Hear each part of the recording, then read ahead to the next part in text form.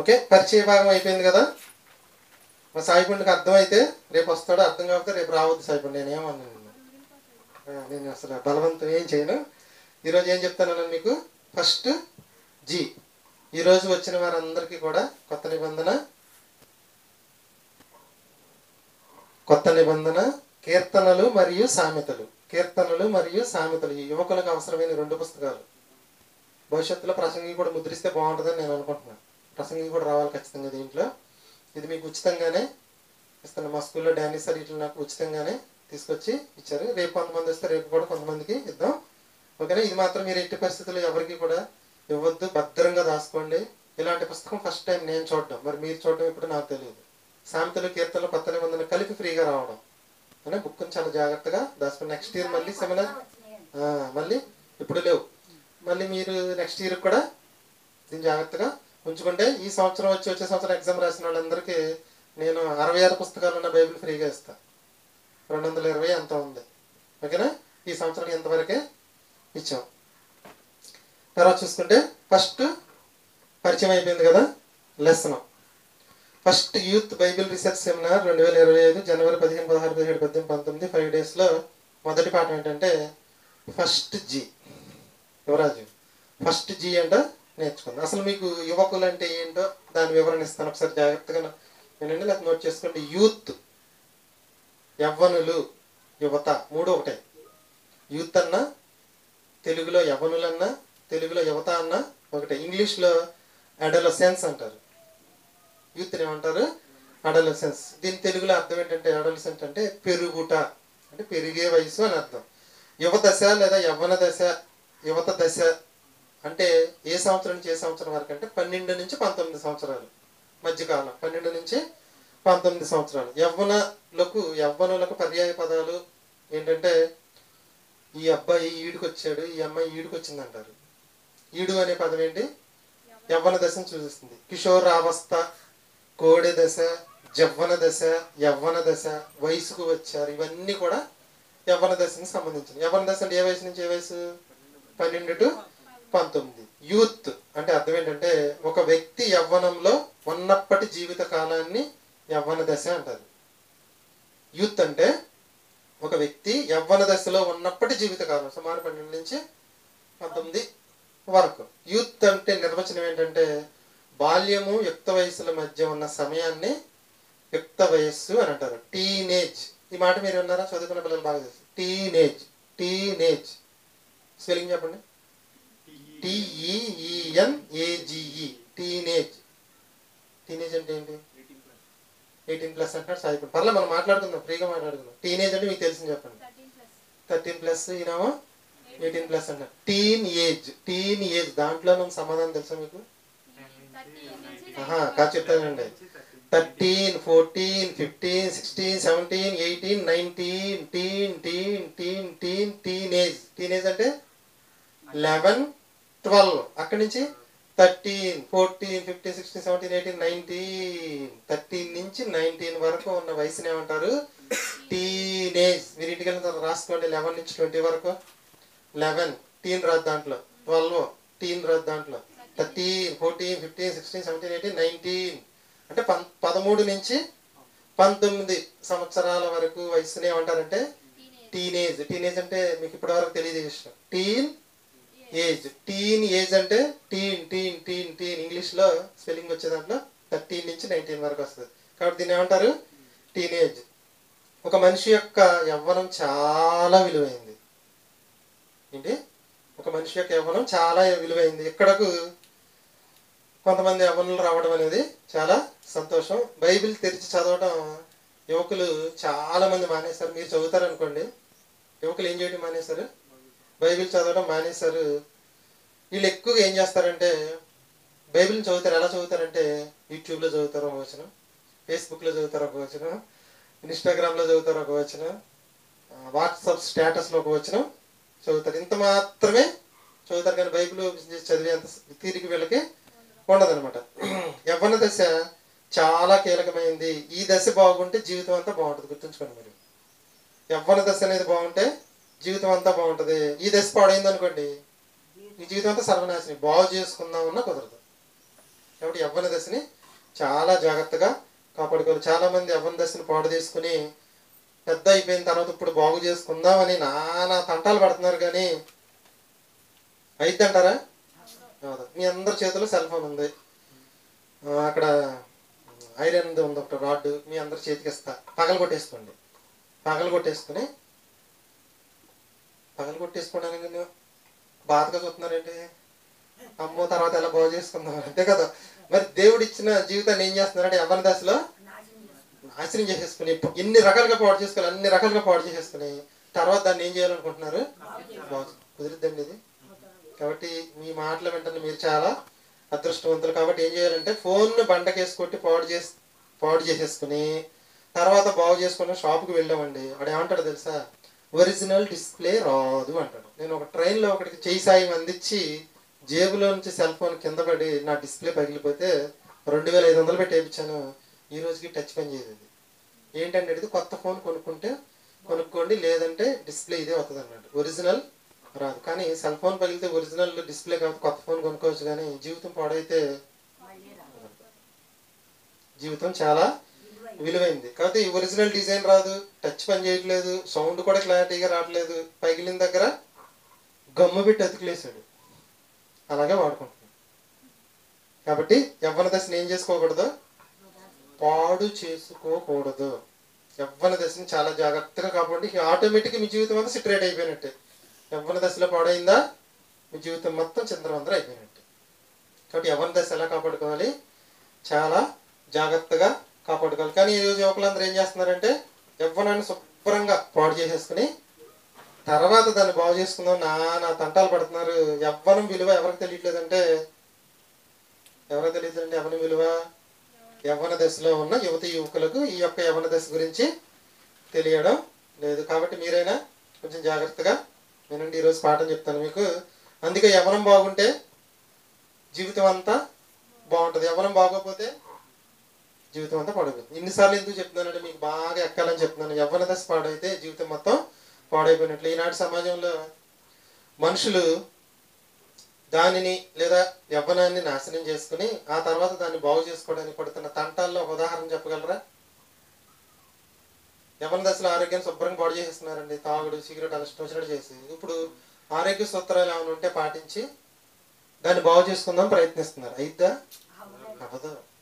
ఏదో కొంతే కానీ పూర్తిగా అవటం అనేది కుదరదు. కాబట్టి మీరు ఏం చేయాలంటే ఈ దశని చాలా జాగ్రత్తగా కాపాడుకోవాలి. కొన్ని ఉదాహరణలు చెప్తాను. యవ్వన దశలో చేసిన తప్పులే వాళ్ళు పెద్ద అయిపోయిన తర్వాత వాళ్ళకి వచ్చే రోగాలండి. ఆరోగ్యం బాగు చేసుకోవడం కోసం వాకింగ్కి వెళ్తున్నారు, ఈటింగ్ చేస్తున్నారు, డేటింగ్ చేస్తున్నారు, రకరకాల పనులు చేస్తున్నారు. కారణం ఏంటంటే యవ్వన దశలో ఇవన్నీ చేయలేదు. వాకింగ్ చేయలేదు, డేటింగ్ చేయలేదు, ఈటింగ్ చేయలేదు.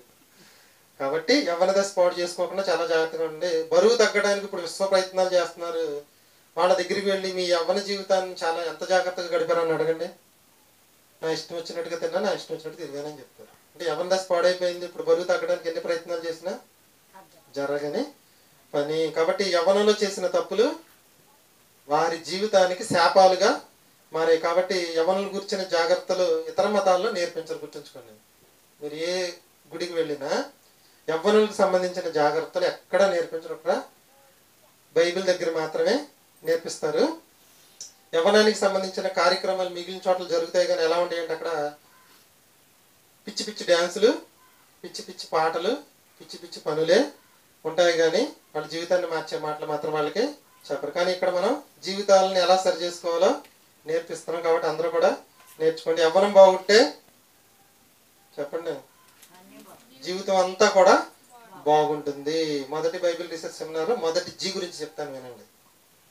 అండి మొదటి జీ పాఠం పేరేంటంటే యవ్వనం బాగుండాలా లేదా యవ్వనం బాగుంటే జీవితం అంతా బాగుంటుందా? పాఠం పేరేంటి? యవ్వనం బాగుండాలా లేదా యవ్వనం బాగుంటే జీవితం అంతా బాగుంటుందా? యవ్వన దశ చాలా కీలకమైంది. యవ్వన దశ బాగుంటే జీవితం అంతా బాగుంటుంది, యవ్వన దశ చెడిపోతే జీవితం అంతా చెడిపోతుందని ముందు మనం విన్నాం. మనిషి జీవితంలో యవ్వనం బాగుంటే జీవితం మొత్తం బాగుంటుంది. వింటున్న మీరు ధన్యులు. మీ జీవితం బాగుండాలి అంటే యవ్వనం బాగుండేలాగా చేసుకోవాలి. సమాజంలో 2 రకాల మనుషులు ఉన్నారు. ఎవరంటే క్రైస్తవులు, అన్యులు. అన్యులు అంటే అర్థం ఏంటంటే క్రైస్తవులు కానివారు అని అర్థం. అన్యులు వారికి యవ్వన జీవితాన్ని బాగు చేసుకోవాలని తెలియక చెడిపోతున్నారు. క్రైస్తవులకి బైబిల్లో దేవుడు యవ్వనులు తమ జీవితాన్ని బాగు చేసుకోవాలని దేవుడు చెప్పాడు, రాయించాడు, వింటున్నారు, చదువుతున్నారు, తెలిసి చెడిపోతున్నారు. వీళ్ళు అన్నిలేమో తెలియక చెడిపోతున్నారు, క్రైస్తవులు తెలిసి చెడిపోతున్నారు. కాబట్టి చాలా క్లుప్తంగా ఈ పాఠాలు మీకు వివరిస్తాను. కానీ 20 పాఠాల్లో మొత్తం రాదు. 5 సంవత్సరాల పాటు ఈ పాఠాలు వింటే మీకు 100 పాఠాలు మొత్తం ఇవి. 5-20లో మొదటి 20 ఈ సంవత్సరం, వచ్చే 20 అలా 5 సంవత్సరాల పాటు నేర్పిస్తాను. కొంత సమాచారం మీకు అందిద్ది. మీ మెదడులో ఎన్నో అనుమానాలు, ప్రశ్నలు, భయాలు ఉంటాయి. యువకులకి ఎన్ని అనుమానాలు, ఎన్ని భయాలు, ఎన్నో ప్రశ్నలు ఉంటాయి. అవన్నీ కూడా మీకు ఏ చర్చిలో కూడా నిలబడి ప్రశ్నలు అడగండి అని చెప్పడం. మీకు ఏ ప్రశ్న సమాధానం కావాలన్నా ఒకటి సరే కూర్చో. మీకు ఏ ప్రశ్నకు సమాధానం కావాలన్నా చిన్న పేపర్ మీద కింద మీ అడ్రస్, మీ తండ్రి పేరు, తల్లి పేరు ఏం అవసరం లేదు. మీకు వచ్చిన క్వశ్చన్ని చక్కగా రాసుకుని వస్తే రేపు ఇక్కడ చిన్న డబ్బా తయారు చేసుకొస్తుంది మా లేఖన. మీరు ఆ క్వశ్చన్ దాంట్లో వేసేస్తే అవసరమైతే తెల్లారైనా అదే రోజైనా మీ ప్రశ్నకు సమాధానం చెప్తారు. బైబిల్కి సంబంధించి యువకులకు చాలా ప్రశ్నలు వస్తాయి. నాకు తెలిసి యువకులకు వచ్చిన ప్రశ్నలు మాకు రావు. మా ధ్యాస అంతా ఎక్కడ ఉంటుందంటే చేసుకున్నామా, తిన్నామా, పరలోకం వెళ్తాం, ఇదే ధ్యాస మాకు. మీకు రకరకాల మనుషులు కలుస్తారు కాబట్టి రకరకాల ప్రశ్నలు వస్తాయి. అవన్నీ కూడా మీరు అట్టపెట్టిలో రాసి అక్కడ వేసేస్తే మీకు నేను నెక్స్ట్ డే వాటిని వివరించి చెప్తాను. లేదంటే నిలబడి ఎప్పుడైనా అడగొచ్చు పాఠాలన్నీ అయిపోయిన తర్వాత. మీకు అలా భయం అనుకుంటే రేపు నుంచి మీరు పెడితే మీ పేరు ఎవరో రాయవసరంలా, నేనే సమాధానాలు మీకు చెప్తాను. ప్రతిరోజు 4 పాఠాలు అని చెప్పాయి కదా. మొదటి పాఠం లెసన్ నెంబర్ 1 ఏంటంటే యవ్వనం బాగుంటే జీవితం బాగుంటుందా. మన గ్రామంలో కొంతమంది మంచి స్థితిలో ఉన్నారు, కొంతమంది దీన స్థితిలో ఉన్నారు. మీకు తెలుసు, మీ పరిసర ప్రాంతాల్లో మీ చుట్టుపక్కల కూడా ఉంటారు. మంచి స్థితిలో ఉన్న వాళ్ళ ఇంటికి వెళ్ళి ఏమంటే మీ యవ్వనాన్ని ఎలా గడిపారని అడగండి. చిందరవందరగా గడిపేసామంటారా? మంచిగా గడిపే ఉంటారు. చెడిపోయిన వాళ్ళు అసలు దేన స్థితిలో ఉన్న వాళ్ళ దగ్గరికి వెళ్ళి ఏమంటే మీ యవ్వన దశను ఎలా గడిపారని అడగండి. అంటే ఎక్కడ పాడు చేసేస్తున్నారు వాళ్ళు? యవ్వన దశ ఎప్పుడైతే పాడు చేసిన జీవితం మొత్తం పాడైపోయినట్టే. మరి ఏం చేసేది లేదు. ఇప్పుడు ప్రసాద్ అనే మంచి పొజిషన్ లో ఉన్నాడు. యవ్వన దశలో ఎలా ఉన్నాడు అడగండి. అన్ని రకాల ఉపవాసాలే. తిమోతి గారు లాగా ఉన్నారండి. చూడండి, నేను చెప్పను, ఆయన చెప్తున్నారు. కాబట్టి ఆయన జీవితం అంతా ఎలా ఉంటుంది? సూపర్ గా ఉంటది. యవ్వన దశ మాత్రం అన్నీ 6వ తరగతి, 5వ తరగతి, 6, 7, 8, 9, 10, inter first year, inter second year, ఇప్పుడు వరకు చర్చికి వస్తూనే ఉన్నాడు. మా చర్చిలో మంచి స్పీకర్ తెలుసు, నాకన్నా బాగా చెప్తాడు. నేను ఒప్పుకుంటున్నాను దానికి. నా దగ్గరికి వచ్చేవాళ్ళు నాకన్నా బాగా చెప్పాలనే కోరిక నాది. నన్ను మించి చెప్పాలి జ్ఞానం, కానీ నన్ను మించి పోవద్దు, గుర్తుంచుకోండి. అవునా? మన గ్రామంలో కొంతమంది మంచి స్థితిలో ఉన్నారు, కొంతమంది దేన స్థితిలో ఉన్నారు. వాళ్ళ దగ్గరికి వెళ్ళి మీరు అడగండి మీ యవ్వన జీవితం ఎలా ఉంది అని అంటే ఏం చెప్తారు? దేన స్థితిలో ఉన్నారు. మా యవ్వన జీవితంలో మాకు చెప్పేవాళ్ళు ఎవరు లేక చెడిపోయామని అంటారు. ఉన్నత స్థితిలో ఉన్నవాళ్ళు యవ్వన జీవితంలో చాలా కట్టుదిట్టంగా జాగ్రత్తగా బతికామండి మేము, అందుకే ఈ స్థితిలో ఉన్నాం ఈరోజు అని మనకి చెప్తారు. కారణం మరి ఎవరి జీవితం బాగుంది కాబట్టి జీవితం బాగుంది, యవ్వన జీవితం బాగోలేదు కాబట్టి కొంతమంది జీవితం అనేది బాగోలేదు. దేన స్థితిలో ఉన్నవారిని చూసి మీరు మీ యవ్వనం ఎలా గడిపారని అడిగితే వాళ్ళ జీవితాన్ని ఎలా పాడు చేసుకున్నారు కూర్చోబెట్టి కథలా చెప్తారు మనకి. యవ్వన జీవితాన్ని ఎలా పాడు చేసుకున్నారో, తన జీవితం ఎలా పాడైపోయిందో కూడా చెప్తారు. కాబట్టి యవ్వనం బాగుంటే జీవితం బాగుంటుంది. కాబట్టి యవ్వనాన్ని చాలా జాగ్రత్తగా అరిటాకులాగా కాపాడుకోవాలి. యువతకు ప్రసంగాలు నచ్చవు. ఎందుకని నేను ప్రసంగాలు చెప్పను అసలు. ఈ 5 రోజులు ఒక్క ప్రసంగం కూడా చెప్పను. ఇప్పుడు నేను రెఫరెన్స్లో చూపించాను మీకు, చూపించలా. 2వ పాఠం ఇది, ఒక్కటి చూపించాను అంతే. ఎందుకంటే సకల సంపూర్ణతకు పరిమితి కలదు, నీ ధర్మోపదేశము అపరిమితమైనది. అది ఎందుకు చెప్పాను అంటే దేవుని జ్ఞానం ఎంత నేర్చుకున్నా ఇంకా ఉంటానే ఉంటుంది. దాంట్లో కొంత మాత్రం మీకు నేర్పిస్తానని చెప్పాను. పరిచయ భాగంలో ఏం చెప్పాను? ఒక ముసలివాడు రక్షింపబడితే ఆత్మ మాత్రమే రక్షింపబడుతుంది. అదే యవ్వన దశలో మీరు కానీ యవ్వనుడు కానీ మారితే అతని జీవితము, అతని ఆత్మ, అతని పిల్లల జీవితాలు, భార్య జీవితం, కుటుంబ జీవితం మొత్తం అంతా కూడా మారిపోద్ది. కాబట్టి యువతే ఫస్ట్ దేవుణ్ణి తెలుసుకుని జీవితాన్ని మార్పు చెందించుకుంటే చాలా బాగుంటుంది. వీళ్ళకి బైబిల్ చదవడం కూడా నచ్చదు. ఎవరికి? యువతకి. మీకు మీ పెద్దలకు చాలా గ్యాప్ ఉంటుంది. ఇప్పుడు మీ నాన్నగారికి ఇప్పుడు లేఖనాకి నాకు చాలా సంవత్సరాలు గ్యాప్ ఉంటుంది. మీకు మీ పిల్లలకు కూడా చాలా గ్యాప్ ఉంటుంది. కానీ వాళ్ళు చెప్పే మనకి నచ్చం. ఎందుకంటారు? ఈ రోజుల్లో మీకు తెలిసి ఈరోజు బాగా చేసే ఒక పని ఏంటో చెప్పండి. ఈ రోజు బాగా చేసే పని జనాలు మన గ్రామమే చూసుకోండి. ఈ రోజుల్లో అందరూ ఎక్కువగా చేసే పని నాన్ వెజ్ వండి తింటారని చెప్పండి. అవి కాదు, అది ఆదివారం కూడా వండి తింటారు కాదు. ఇంకా అంటే అవి కాదండి. మామూలుగా మన గ్రామంలో పిల్లలు ఎక్కువగా ఈ రోజు చేసుకున్న ఒక ఆట అని చెప్పండి. ఈ రోజు పండుగ రోజు గాలిపటాలు ఎగరవేయటం మీ అందరికి తెలుసు. గాలిపటం ఏమనుకుంటుందంటే ఈ దారం తెగిపోతే బాగుండు, అసలు ఎక్కడికి వెళ్ళాలి అక్కడికి వెళ్ళిపోతాను అనుకుంటుందంట. మా గుంజేసుకుంటుంది. చూసారు మీకు డాబా పైన ఎగరేస్తుందని వచ్చేటప్పుడు గుంజేసుకుంటుంది అటు ఇటు. ఈ దారం తెగాలి, నేను ఎక్కడ కావాలి అక్కడికి వెళ్ళిపోతాను అనుకుంటుంది. దారం తెగిపోతే అది కరెంటు వైరు చుట్టుకుని ఆత్మహత్య, ముళ్ళ కంపులో చుట్టుకుని ఆత్మహత్య, చెట్టుకు చుట్టుకుని ఆత్మహత్య అయిద్ది దాని పరిస్థితి. దారమే ఆధారం. మీ తల్లిదండ్రులే మీకు ఆధారం. కానీ ఈ తల్లిదండ్రులు చెప్పే మాటలు ఎలా ఉంటాయి మనకి? అస్సలు నచ్చు. దారమే ఆధారం. మీ తల్లిదండ్రులే మీకు అసలు అమ్మా నాన్న లేకపోతే నేను ఫుల్గా ఎంజాయ్ చేస్తే నాకు నచ్చినట్టు బతుకుతాం అనుకుంటారు. బతకరు, సస్తారు మీరు. దేనికి ఉదాహరణ ఏంటి? గాలిపటం. మీరు రోడ్ల మీద వెళ్ళేటప్పుడు రేపు నుంచి ఎల్లుండి నుంచి చూడండి, కొన్ని ఏమో కరెంటు వైర్లు చుట్టుకుని ఆత్మహత్య చేసుకుంటాయి. ఏంటి అయ్యి? గాలిపటాలు. కొన్ని ఏమో చెట్లకి చుట్టుకుని ఆత్మహత్య చేసుకుంటాయి, గాలిపటాలు. కొన్ని ఏమో ముళ్ళ కంపల్లో చిక్కుకుపోయి ఆత్మహత్య చేసుకుంటాయి. ఆధారాలు ఏమైపోయినాయి? తెగిపోయింది.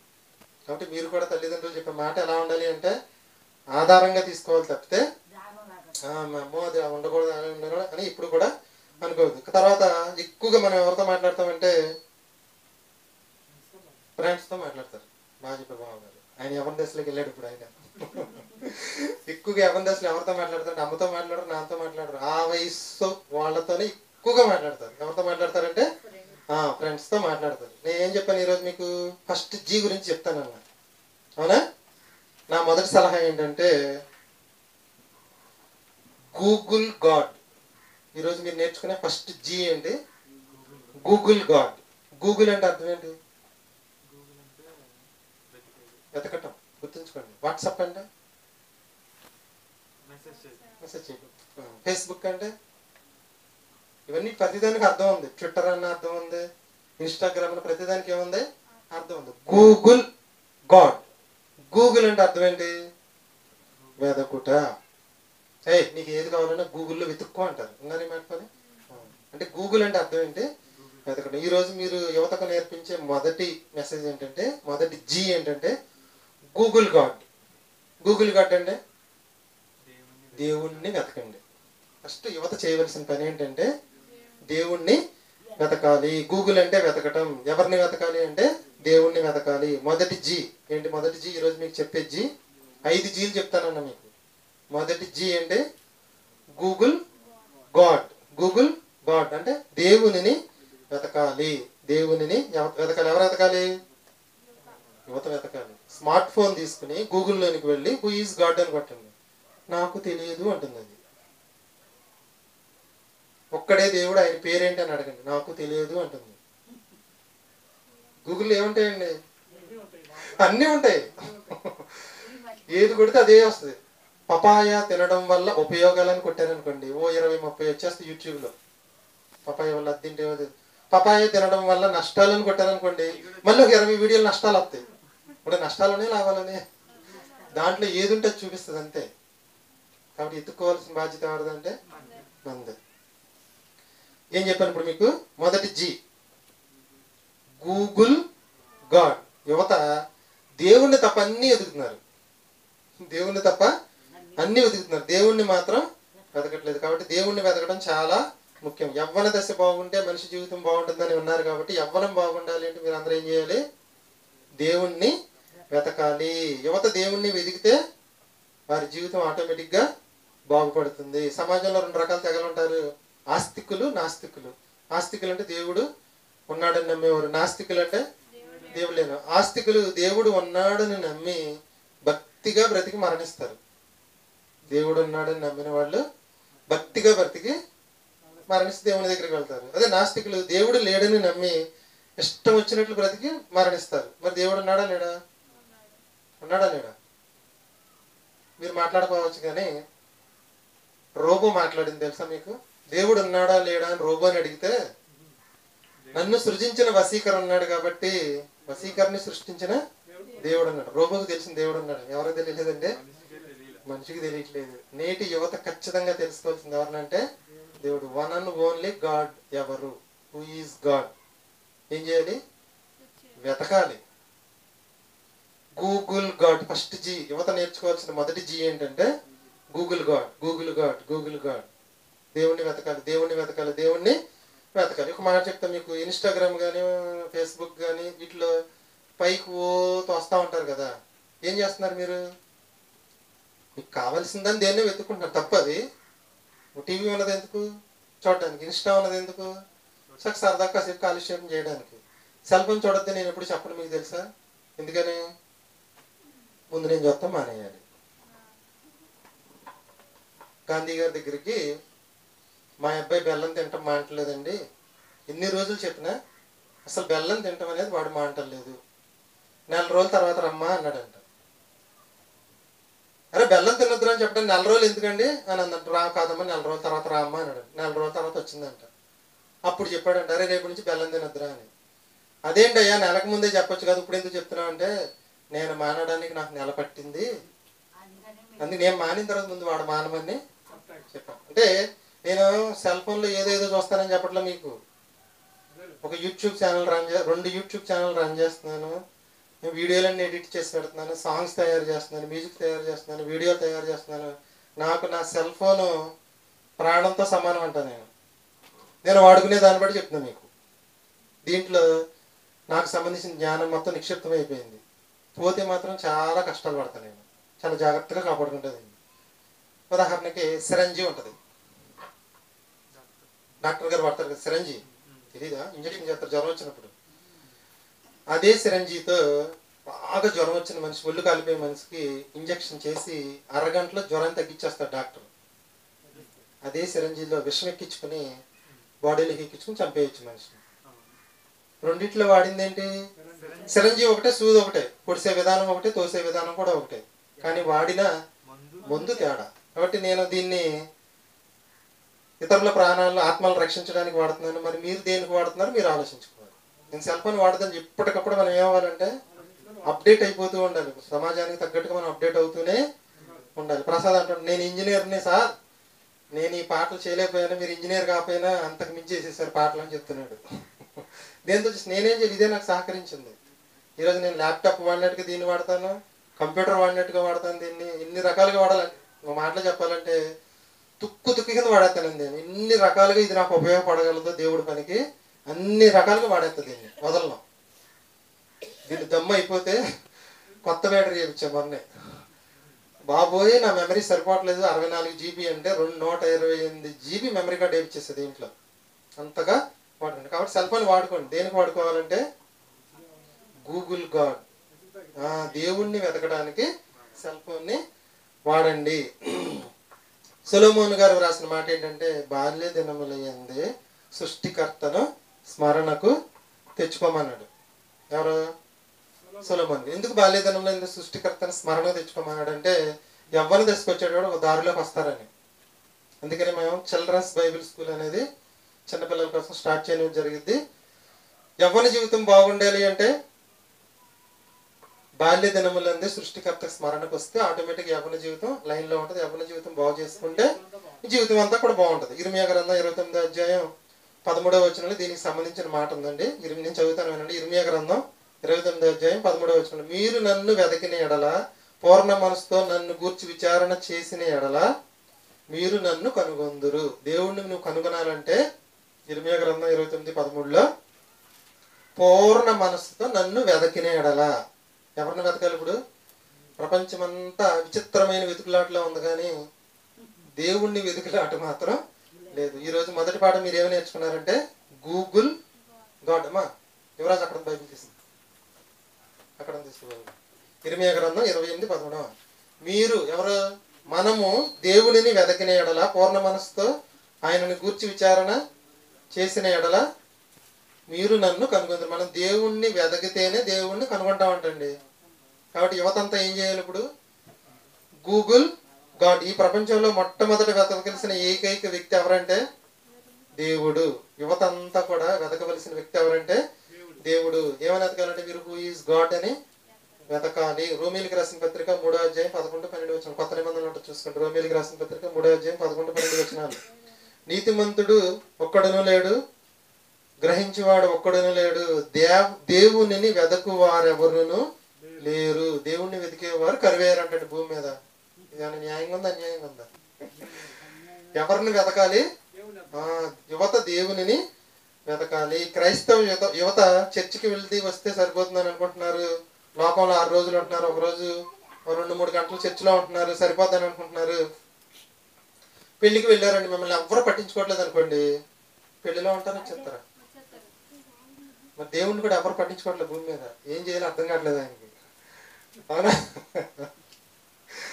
దేవుణ్ణి వెతికే పనిలో ఉండండి, దేవుని గురించి నేర్చుకునే పనిలో ఉండండి. మన గురించి అసలు దేవుడు ఏమనుకుంటున్నాడు ఏంటో కీర్తనల గ్రంథం చూడండి, సైపండం చూడు 139:1. ఇది కంఠస్థం చేసేయాలండి. మొదటి రెఫరెన్స్ చెప్పాను మీకు, కీర్తనలో 119, 96 కంఠస్థం చేసుకోండి. ఇదేంటంటే కీర్తనల గ్రంథం 139 అధ్యాయం 1-13 వరకు ఉన్న వచనాలు యువతకు సంబంధించి రాయబడిన మాట. ఇది కీర్తనల గ్రంథం 119 అధ్యాయం 1-2 నుంచి మొత్తం 13 వచనాల వరకు చూడండి.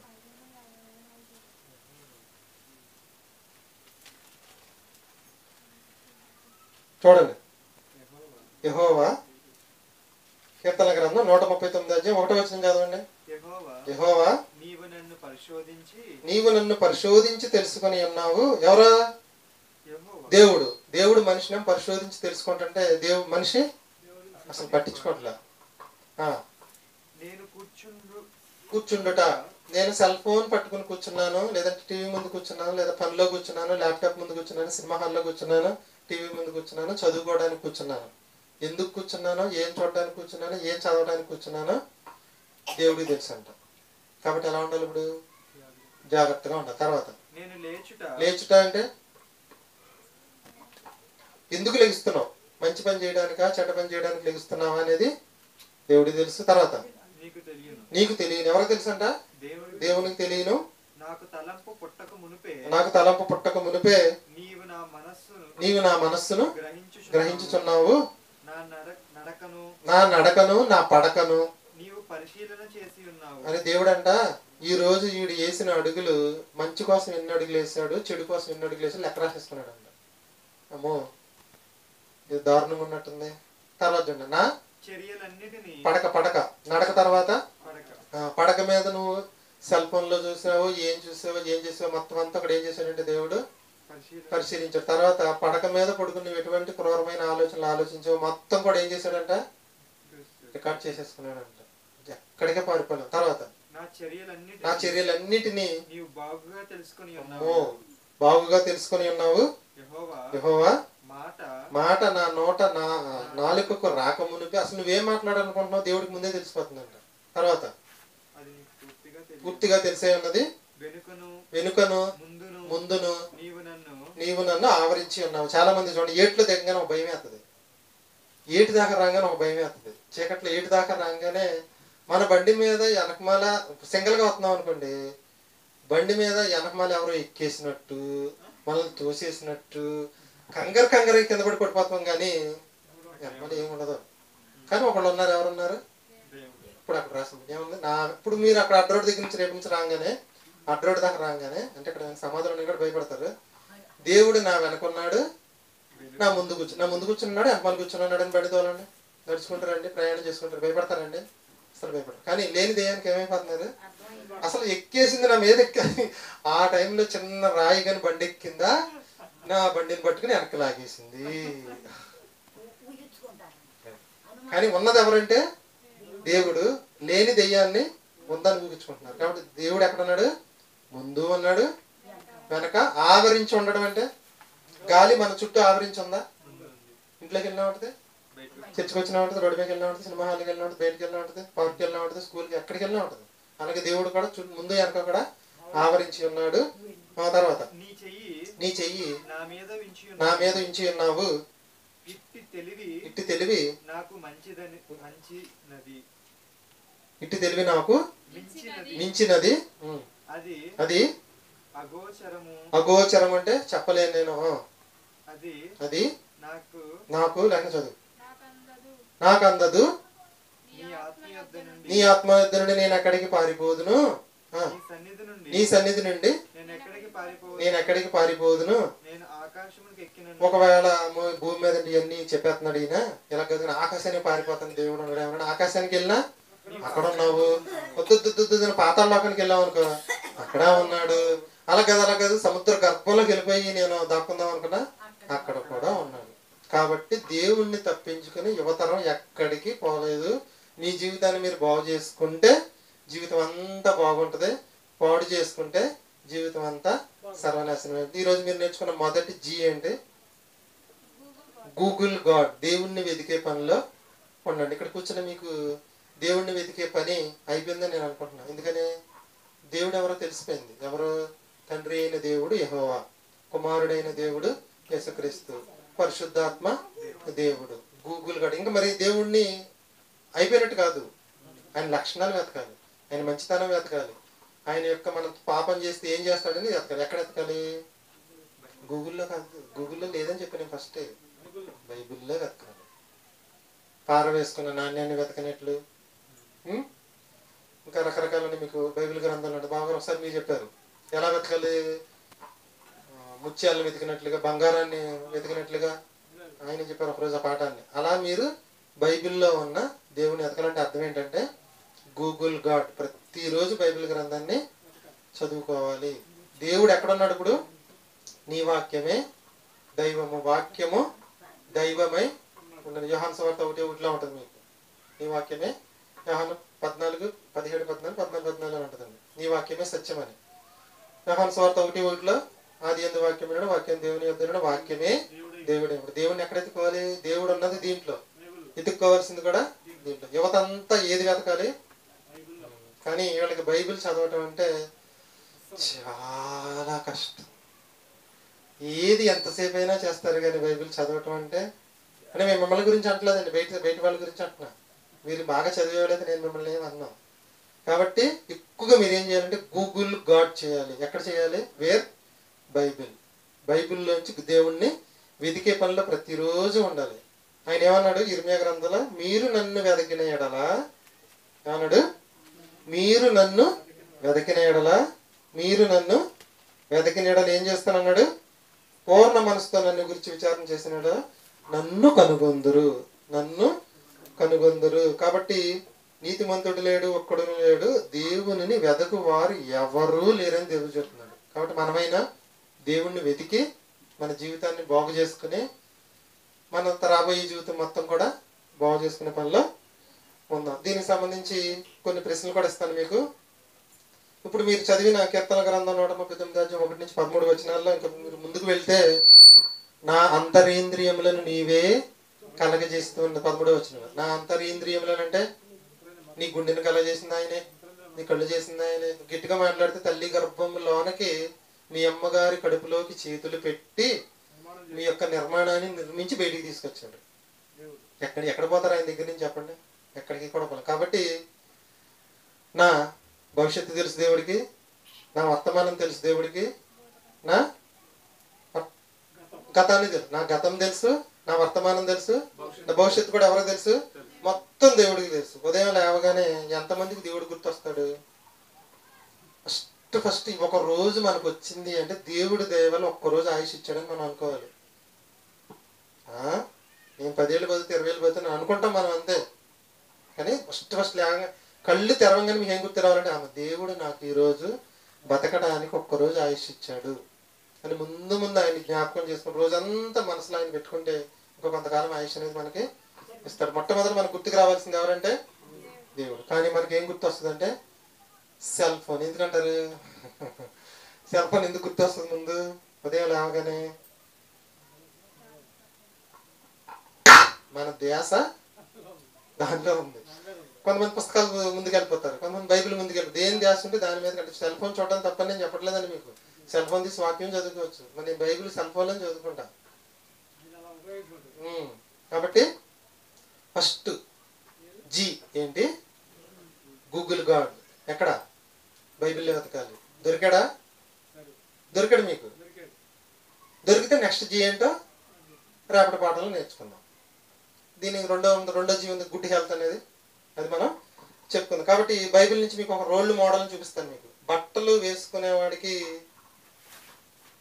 ఒంటి నిండా బట్టలు వేసుకునేవాళ్ళు ఒక మోడల్, సగం బట్టలు వేసుకునేవాళ్ళు ఒక మోడల్. మీరు మోడల్ అంటారు కదా, అలాగే మన బైబిల్ నుంచి ఒక రోల్ మోడల్ మనం అందరం కూడా ఆదర్శంగా తీసుకోవాల్సిన వ్యక్తిని చూపిస్తాం. ఎవరంటే పౌలు గారండి. ఫిలిప్పీలకు రాసిన పత్రిక బైబిల్లో నుంచి ఒక మోడల్. నేమ్ ఏంటంటే పౌలు గారు. ఫిలిప్పీలకు రాసిన పత్రిక 3వ అధ్యాయం 7 నుంచి 11 వరకు ఉన్న వచనాల్లో ఈయన దీని గురించి ఏం రాశాడంటే, దేవుని కోసం అంట అన్ని వదిలేశాడంటండి. ఫిలిప్పీలకు రాసిన పత్రిక 3వ అధ్యాయం 7 నుంచి 11 వరకు వచనాల్లో సమస్తాన్ని నష్టపరుచుకొని పెంటతో సమానంగా ఎంచుకున్నాడు. ఎవరి కోసం? దేవుని కోసం. దేవుణ్ణి వెతికాడు, దేవుణ్ణి పట్టుకున్నాడు, దేవుడు దొరికాడు. దొరికిన తర్వాత సమస్తాన్ని ఏం చేశాడు? పెంటతో సమానంగా వదిలేశాడు. Google God. మీరు కూడా ఏం చేయాలంటే దేవుణ్ణి వెతకాలి, పట్టుకోవాలి గట్టిగా, అస్సలు వదలకూడదు. దేవుణ్ణి వదిలేరా ఇంకెవరు పట్టుకుంటారు మిమ్మల్ని? అపవాది పట్టుకుని చక్కగా మీ జీవితాన్ని నాశనం చేసి మీ పూర్తి జీవితాన్ని నాశనం చేసేస్తుంది అది. కాబట్టి దేవుడి చెప్పు చేతల్లో ఉంటే మీ ఎవరి జీవితం బాగుంటుంది, ఎవరి జీవితం బాగుంటే జీవితం మొత్తం బాగుంటుంది. కాబట్టి గూగుల్ గాడ్ దేనికోసం? దేవుణ్ణి వెతకడం కోసం. మీరు అందరూ కూడా ఏం చేయాలంటే ఒక ఉద్యోగం కావాలి. ఎక్కడ వెతుకుతారు? కంపెనీలో వెతుకుతారు, క్రోమ్లో వెతుకుతారు, మొత్తం ఎక్కడుంటే అక్కడ వెతుకుతారు. దేని కావాలి? ఎక్కడ పని కావాలి, పని ఇచ్చేవాళ్ళు ఎక్కడ ఉన్నారో వెతుకుతారు. అలాగే దేవుణ్ణి కూడా మనం ఏం చేయాలంటే వెతకాలి. నిజమైన స్నేహితుడు విడివక ప్రేమించును, అట్టివాడు దుర్దశలో సహోదరుడుగా ఉండను. నిజమైన స్నేహితుడు విడివక ప్రేమించిన మాట మీకు తెలుసు. నిజమైన స్నేహితుడు విడివక ప్రేమించను. దేవుని స్నేహితుడు ఎవరు? దేవుని స్నేహితుడు అబ్రహాం గారండి. అబ్రహాం దేవుడు ఇచ్చిన బిరుదు ఏంటంటే నా స్నేహితుడు. మరి నిజమైన స్నేహితుడేనా? నిజమైన స్నేహితుడు. నిజమైన స్నేహితుడు విడువక ప్రేమించును. కాబట్టి అబ్రహాం గారిని దేవుడు విడవకుండా ఏం చేశాడంటే పాత నిబంధన గ్రంథంలో ఉన్న అబ్రహాం తీసుకొచ్చి కొత్త నిబంధన స్టార్టింగ్ పదం అబ్రహాం పెట్టాడండి. విడిచాడా అబ్రహాంని? విడువక ప్రేమించాడు. అసలు ఇప్పుడు ముస్లింలు కానీ, ఇజ్రాయేలీలు కానీ, యూదులు కానీ, క్రైస్తవులు కానీ అందరూ మా తండ్రి అంటారు అబ్రహాంని. క్రైస్తవులు మనం ఏమంటాం? విశ్వాసులు తండ్రి అంటే అబ్రహాం అంటాం. వాళ్ళు ఏమంటారు? మా తండ్రి అంటారు. ఇస్మాయిలు ఏమంటారు? వాళ్ళు మా తండ్రి అంటారు. 3 జాతులకు తండ్రిగా పిలువబడుతున్నాడు. ఎవరా? అబ్రహాం. నిజమైన స్నేహితుడు విడివక ప్రేమించును. ఆదికాండం కొత్త నిబంధనలో మొదటి పదంగా అబ్రహాంని పెట్టడం అనేది జరిగింది. కాబట్టి ఎప్పుడు కూడా మీరు దేవునితోనే స్నేహం చేయడానికి ఎక్కువగా ఇష్టపడాలి. మీకు మొదటి జీ ఏమని తెలియంది? Google God. అలాగే వింటున్న మీరు కూడా ధన్యులు. బైబిల్లో దేవుని గురించి వెతకండి, నేర్చుకోండి. ఫోన్లో కూడా చూసుకోండి, క్రోమ్లో కూడా చూసుకోండి. తెలియని పదాలు వెతుక్కోండి. ఇంగ్లీషు, హిబ్రూ అన్ని రకాలు వస్తాయి. మీకు చక్కగా నేర్చుకోండి. మీకు చిన్న లెక్క చెప్తాను, సాయి కూడా చెప్తాడు, అందరూ శ్రద్ధగా వినండి. నవంబర్ టు డిసెంబర్ 2024 సంవత్సరం ప్రకారం యువరాజ్ సాయిపండు నవంబరు డిసెంబరు 2024 సంవత్సరంలో the top Google searches are Google అంటే ఏంటి? వెతకటం. నవంబరు డిసెంబర్ 2024 సంవత్సరంలో ఎక్కువ మంది వెతకిన విషయాలు ఏంటి? మొదటిది యూట్యూబ్ అండి. The most searched term on గూగుల్లో ఎక్కువ మంది వెతికిన పదం ఏంటంటే యూట్యూబ్ అండి. తర్వాత సెకండ్ది the second most searched term on Google Facebook. తర్వాత the third most searched term on Google WhatsApp web అంట. 4వ ప్లేస్ ఏముందంటే గూగుల్ ట్రాన్స్లేట్ ఉంది. 5వది గూగుల్ ఉంది. 6వది ఇన్స్టాగ్రామ్ ఉంది. 7వది అమెజాన్ ఉంది. 8వది జీమెయిల్ ఉంది. 9వది గూగుల్ 4వది ట్రాన్స్లేట్. 9వది గూగుల్ ట్రాన్స్లేట్. 10వదేమో క్రిప్జెంట్ అండి. 11వది వెదర్. 12వది ట్రాక్టర్ అంట. 13వది టెంపో. 14వది సాటో కింగ్, 15 Twitter, 16 Google map, 17 chat GPT, 18 Sarkar result, 19 Yahoo, 20 WhatsApp. ఇలా చూసుకుంటూ వెళ్తే 100 పదాల్లో కూడా దేవుడు అనే పదం లేదు. అర్థమవుతుందా? 100 పదాల తర్వాత కూడా దేవుడు లేడు. ఎంతమంది టాప్ లెవెల్లో 100 ప్లేసుల్లో కూడా దేవుణ్ణి వెతికే వాళ్ళు దాంట్లో లేరంటండి. సాయిబుని కరెక్ట్గా చెప్పి అందరూ ఎక్కువగా చూసేది ఏంటి? యూట్యూబ్. మీ అందరికీ తెలుసు ట్విట్టర్ ఎందుకు చూస్తారు, ఇన్స్టా ఎందుకు చూస్తారు? తెలిసిన వాళ్ళు చెప్పండి, ఏమవుతుంది? నాకు తెలుసు కూడా చెప్తాను, మీకు చెప్పండి.